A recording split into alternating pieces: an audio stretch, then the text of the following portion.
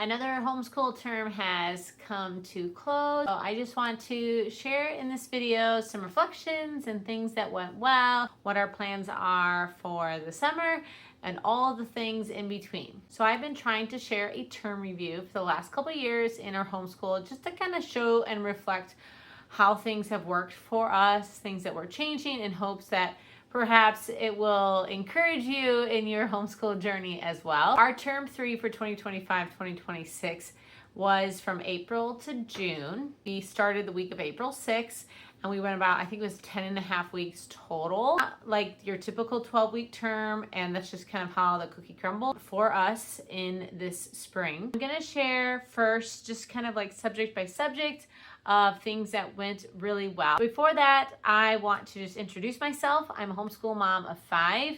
My children's ages are 13, 11, 7, 4, and we have a 1-year-old in tow. And we primarily do Ambleside online, but we do make some modifications since we have multiple kids doing many different things, and we want to make sure that school is, yes, it's a full and rich curriculum, but not that it's too much where we can't pursue other things that interest us. We are a Charlotte Mason homeschool family, and we try to make the time and prioritize enrichment, time in nature, and their own personal interest and exploration and handicrafts and things. So all that to say, I'm excited to share with you guys how our term 3 went. So I listed actually the subjects that we cover in our family because I want to make sure I cover all the bases.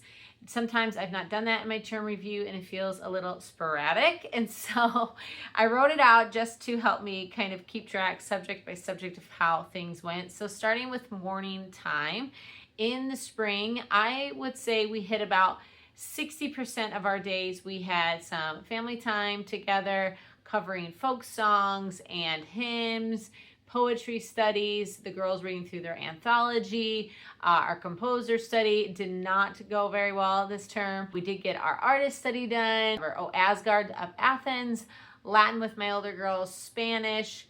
I have a whole list. Morning time is usually sporadic. Just in our previous springs, it's not as strong as fall and winter, and that's just because life starts picking up in April and May. May is like Maycember for sure. Around here we have multiple, I'm a piano teacher, my girls are in music, and May is just busy, I think, for all families in general. And so that is one of the things that I'm okay with, allowing that to just be as it is. And when I do exams, I just take from what we learned, knowing that all the enrichments that we got in were a good thing. We definitely relied heavy on allowing the girls to just kind of get through some of their independent readings and work, and then finding that time when we could be together. In terms of Bible, we follow the Ambleside online. We've done that for the last 2 years. And so my first grader, we got to finish Genesis together, and it's been a true delight to read that out loud to him and just get to narrate and discuss the bulk of Genesis. I think it skipped through a few different chapters, but the bulk of it, he read the whole book with mom. And then the girls have been working through, my oldest, the Minor Prophets, and my other one was finishing up, I think, First Kings this term. And so that's been really good. And then my oldest has been in youth group. And then we also have like an adventure club at our church. So I conclude that all as Bible.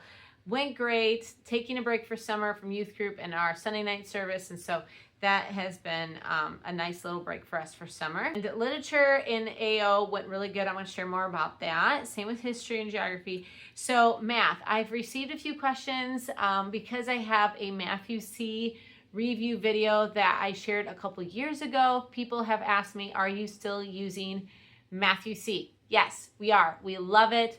My oldest is finishing up Zeta, and my next one is an Epsilon, and then my first grader is just started Gamma. So we don't use the test guides. People have asked me that. I'll use them like in their term exams, and we just do it by mastery. So if they master a lesson, we move on. If they master a systematic review. If you have any questions about Matthew C, I will put that review video down below, even though it's a couple years old.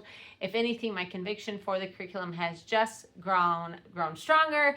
I truly believe it is definitely following the Charlotte Mason principle. I've worked for all 3 of my kids, even though they are gifted in many, many different ways. It's simple, it's clear, the instruction videos are very helpful, and I feel like it's very hands-off for the most part with moms, except for maybe 1 or 2 days a week with each kid. Same with language arts.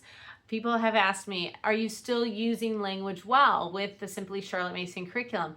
Yes, they have a new and updated curriculum that is very concise and all put together. We have not started that yet because we had already purchased the Using Language Well, the volume 2 for my other girls. And so my oldest is just about done. And in the fall, we'll be starting book 5 of the new Using Language Well curriculum. And so I'm excited. Maybe after term like 1 or 2, I could update my review video with that. But we really have liked that, and we're still using it and enjoy it. Also, handicrafts. I'm going to have a video coming out this summer about handicrafts, how we incorporate them into our home. My girls learned embroidery this term. We did it with our Charlotte Mason co-op, and my son worked with sewing. And so, but they also meandered through other handicrafts that we have worked on in the past. They'll pull out like their clay modeling, they've pulled out their crochet, they have pulled out their knitting, they have made many projects for friends. And so I think that handicrafts are one of the most empowering things that we can do for our kids, and really gives them the ability to create things on their own in those downtime moments. You're giving them a skill and an asset for not just for themselves, but also to be able to share with others, which is like Charlotte Mason's. I think desire in that is so that we can share with others when it comes to that. And then I already covered the rest of our morning time things. So that's kind of subject by subject. So what worked really, really well is the same chart that I used for our term 1 and our term 2. We have our contribution checklist. We also, my daughter used our lesson planner from School Nest. My oldest, we used that all year. It worked really good. I highly recommend that if you have like a 12 and up child that wants to write out their own, to-do list and school. That worked well. She wants her own, and my now 11-year-old, they just turned 13 and 11 in June. So she also wants to try that next year. So I'm going to go ahead and let her get that. That worked really well for us. I use a simple assignment checklist for my 7-year-old.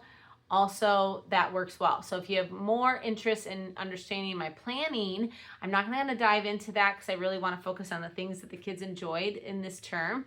However, I will put my planning video also down below so you can take a look at that. So I have already started to think about our coming year and what that's going to look like. My kids are going to be in 8th grade, 6th grade, 2nd grade, and then my other young boy will be 4.5, going to be turning 5 in January. So 4.5 exactly. And what that looks like for him, not much, but I still want to think about that. And things that have worked really well for us, we have a co-op. And so we've been kind of brainstorming what we're going to do in the co-op so that we don't need to do those things, duplicate those things at our own home.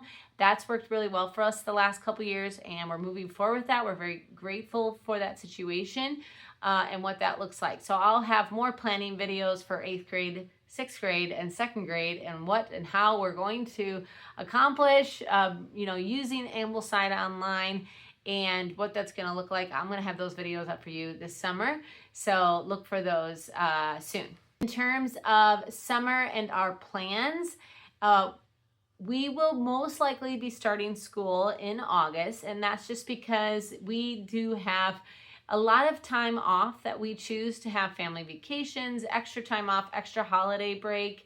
We also will have like field trips and our co-op days. And so on average, we usually have a 3 to 4 day school week in terms of our regular personal curriculum. And I'm going to scale back also in some of the things that I expected from my older kids to see if that will lighten the load, since we do so many extracurricular things, which I think are a part of their education. So in July, we are not doing too much. We've been enjoying our break. 4th of July was really fun. However, I will have them do a math lesson, every so often in their morning time. I just plan to say, do a math lesson, reading lesson. We've already done that once or twice. There were just a couple books that my oldest needed to wrap up, and so she's just going to read them. I don't expect a narration. I'll just have her tell me about it at the end when she finishes the story. But I'll have her finish them just because they're good books, and I want her to have that closure, and it's good for us to complete projects, even as adults, to push through. And so we'll just do some light reading in that way. Mom is doing some pre-reading. And so I'm filling my evenings and afternoons trying to, at least get through their literature books and anything that I think is something I'm not going to do with them. And so I wanted to just kind of peruse what is coming, because these children are going to be more well-read than their mom by the time they graduate out of Ambleside Online. It's really quite incredible. So reflecting on each of my kids and what they were just enjoying this year. So my oldest was in year 6 of Ambleside. So she was covering again the Minor Prophets, New Testament, Augustus Caesar's World, Answering the Cry, Story of the Romans, Livingstone was her biography, Couldn't Just Happen, Anatomy, Galileo periodic table, and the Elements and the Odyssey. So those were that was like her bulk of her curriculum. Her favorite book was David Livingstone. She actually dressed up as him for our co-op dress-up day, so that was really funny. She has always loved the biographies, not surprising. That is why Charlotte Mason wanted us to connect with real people and real stories, because it brings history to life. I know that's very relatable to all of us, and that is one of the best ways to learn history is just reading people's stories. And so this was her favorite book. She actually really enjoyed finishing Augustus Caesar's World. It surprised me because George Washington's World and Abraham Lincoln's World were difficult for her to get through. We're not her favorite, but she really liked Augustus Caesar's World.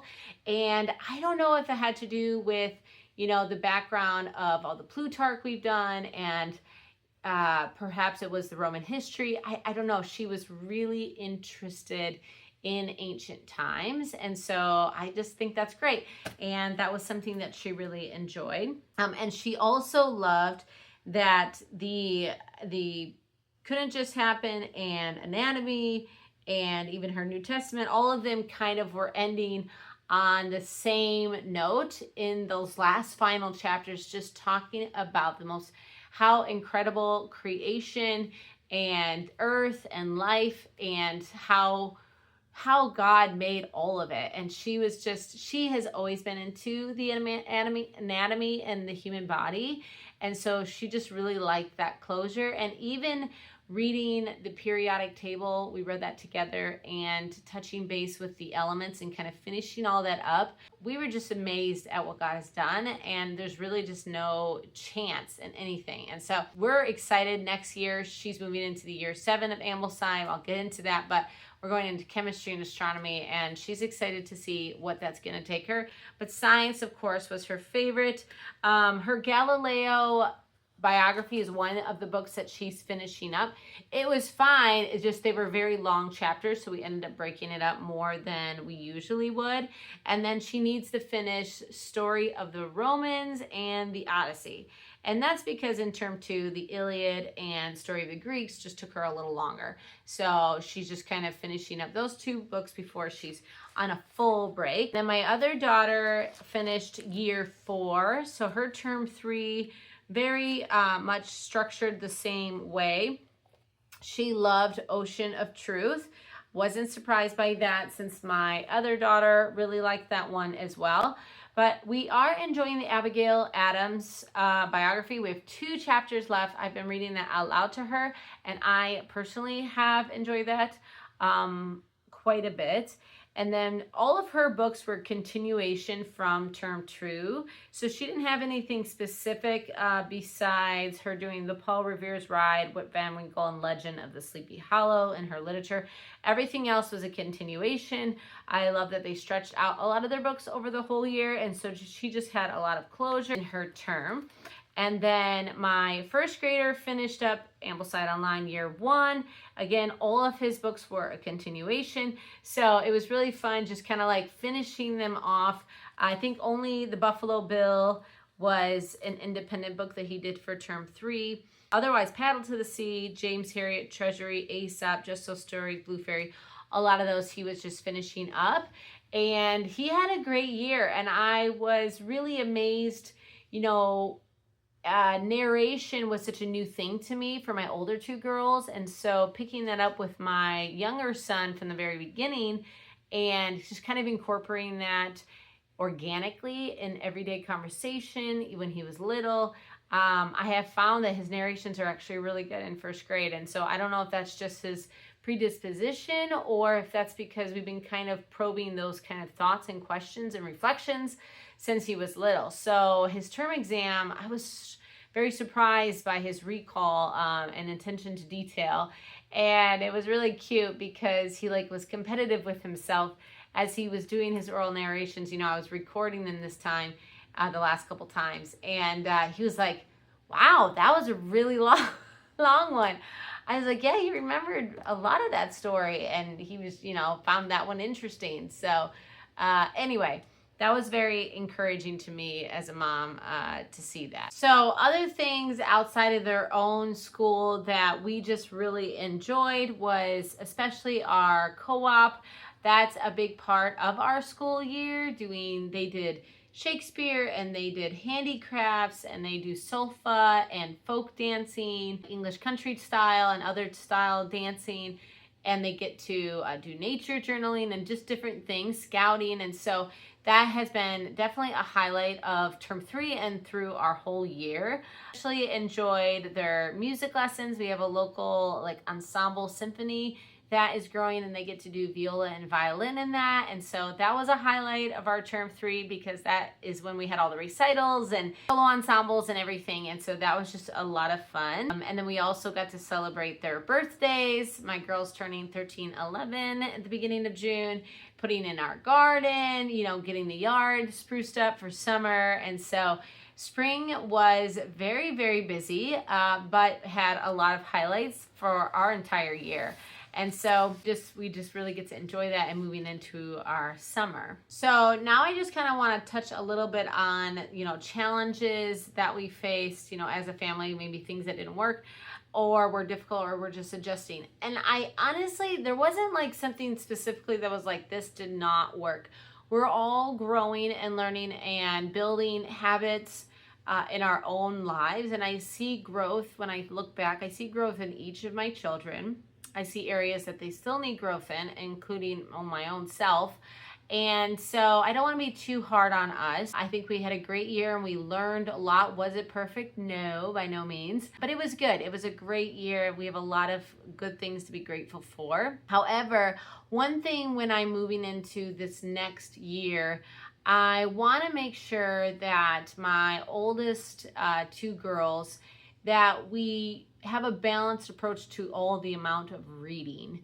So I understand that it is a very rich curriculum, but I also want to make sure they have time to practice music for 30 to 60 minutes if they wish, to spend time doing handicrafts and nature journaling, which I know are things that usually happen when you have that free time in the afternoon. And so I just want to be wise to make sure that is it that it's too much, or is it a case of us just growing in our habits, being diligent with our time, or possibly, yes, maybe I should, simplify things a little bit. And so when I'm looking ahead to the next year, trying to make sure that I am respecting them as persons, respecting them in I know what their strengths are, and taking that into account as they're getting older, and making time for the other things that they are interested in, but also still honoring the education that we're giving them and making sure that we're trying to hit and check off all of the blocks for them. One thing that will be changing next year is, no, curriculum is not changing. We are going to be simplifying our morning time quite a bit. We have not yet quite finalized our co-op plans, but in co-op, it looks like we're going to be doing a lot of the things that we may have done previously in morning time. No, we're not doing, Spanish and foreign language and stuff, but like poetry study, composer study, even literature, reading out loud, we're going to be doing some of that. And so we're kind of working through this like schedule, and we're also singing hymns and folk songs together. And so that will kind of allow me to frame one, we'll just kind of piggyback whatever we're doing with our co-op. We'll do that at home, whether it's like our folk song and our singing, and we'll just simplify what we need to do together. And it'll probably just really be a rotating, our Spanish and our Latin, maybe a read aloud, and then just some poetry time together. So I think it's gonna be pretty simplified depending on what our final decision is with what we're doing in the co-op versus what we're doing in home. But I think it's gonna benefit all the families involved and simplify things in their home. So I'm very excited for that. I mentioned just adjusting my expectations on the kids, and also going back to a timetable. So if you've been following me for some time, we had a timetable for 2 or 3 years. But last year, because I had a new baby, and we just needed to have a lot of grace on when mom was available, or when mom was nursing, or putting the baby down, or changing the diaper, and there was just not a good ability to have a timetable specifically, which was fine. I think it didn't give me the clear order that I would have liked. And my oldest two really just wanted to start right off with their own independent work, and we ended up doing family subjects like around lunch, which is fine. But I do like to start right first thing in the morning. Those days are just better for us, even if it's just a quick prayer and a folk song and some poetry time. And we still did that most of the time. But my older two had already started on their school at 9, and I'd have to call them back in.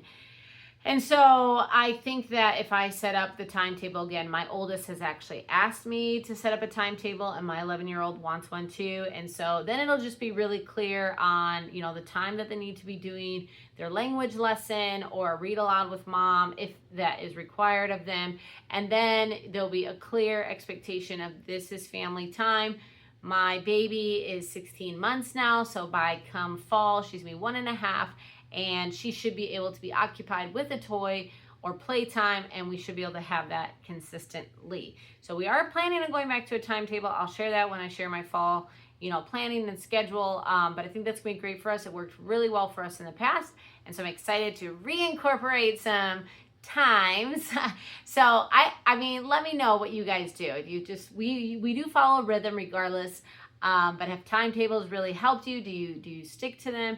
If you find they don't work for you at all, I really would love to know as we circle back into the world of timetables. So what is coming next besides summer? The summer we're just been trying to go to the beach and enjoy the month, but we were going to the beach in September. So we're in Wisconsin, and so we'll start school and we'll still be going to the beach. And so I don't let that stress about too much. But I do need a full month off. I need that month off as a mom just to catch up on some decluttering that I want to do, some deep cleaning, some little homemaking projects that I've been wanting to get done. Like the other weekend, we repainted all of the white trim in our basement. Made the basement look brand new.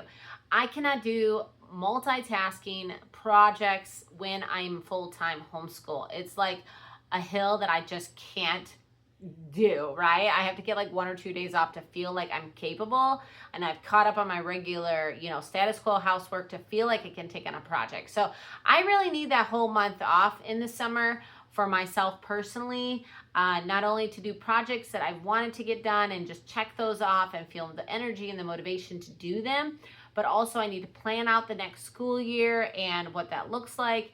My first grader that's going into 2nd grade, he's going to get to start cello, so we'll have 3 in string lessons. My younger one, I think I'll be doing a little bit more, dedicated preschool time and letter recognition and handwriting, simple handwriting with him. And I also got to read some books. I got to read a lot of books. I'm trying to pre-read quite a few books. So if you follow me on Goodreads, you're probably going to see what all the literature the kids are going to be reading.